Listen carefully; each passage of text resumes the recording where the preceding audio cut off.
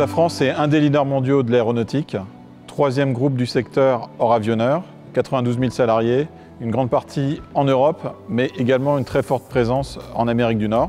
Et surtout une stratégie qui est basée sur l'innovation et la technologie. 1,5 milliard d'euros en R&D et sur la partie recherche et technologie pure, donc la partie amont, 460 millions en 2018 et une stratégie de monter à plus de 600 en 2021. Et on est classé au niveau des brevets comme un des grands innovateurs mondiaux. L'intelligence artificielle représente un enjeu important pour Safran parce qu'il couvre l'ensemble du spectre d'activité. On parle d'améliorer la productivité de nos opérations, de développer des nouveaux services pour nos clients et finalement, ça a aussi un impact sur nos produits, sur nos systèmes embarqués électroniques, leur donner de l'intelligence, améliorer leur performance, mais également développer de nouvelles fonctions, par exemple des fonctions d'autonomie sur des véhicules terrestres de défense autonomes, en collaboration avec l'industrie automobile, mais également sur les drones et à plus long terme sur l'avion à un seul pilote et l'assistance au pilotage. En 2013, Safran s'est associé avec Télécom ParisTech pour fonder la chaire Machine Learning pour Big Data.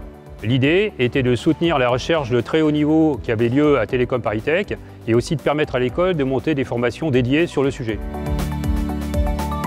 Les sujets stratégiques importants en termes scientifiques pour les applications de Safran ne sont pas suffisamment adressés par les communautés. C'est pourquoi, dans le cadre de cette nouvelle chaire qu'on lance aujourd'hui, on a voulu recentrer les sujets sur les problématiques fondamentales scientifiques liées aux enjeux techniques de Safran.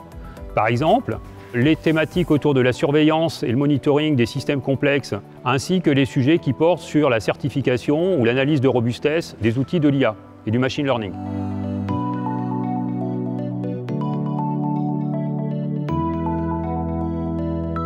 Nous sommes dans des domaines scientifiques qui évoluent extrêmement vite, extrêmement concurrentiels. Et il est très important d'avoir un réseau qui permet d'appréhender le plus efficacement possible ce foisonnement scientifique qu'il est sinon difficile d'appréhender si on reste isolé.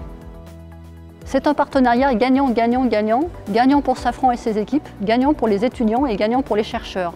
Pour les équipes de Safran, c'est important de pouvoir accéder à l'extérieur de la recherche, en particulier la recherche académique. Pour les étudiants, c'est important aussi, ça leur permet d'accéder plus facilement à nos sujets de stage, mieux connaître ce que nous faisons.